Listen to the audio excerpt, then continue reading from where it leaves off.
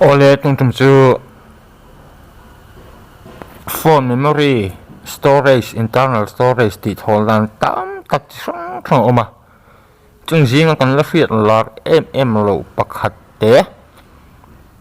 hawang rang dok ani zirtir taila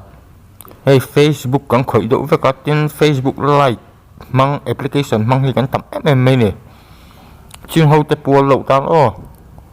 i Facebook Lite kan open la achunga emi line pathum oma hian lut la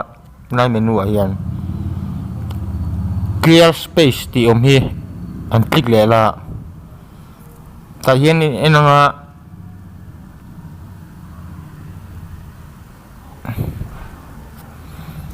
unnecessary kache file ani ta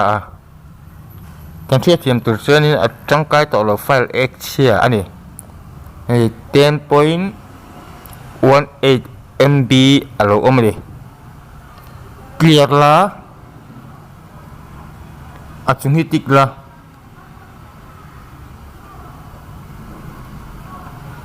i clear all ang ava hian i clear ang kanin an check ma la eng mo zat om karing Facebook khoi hem tam page ang khoi kam lem lo Facebook hi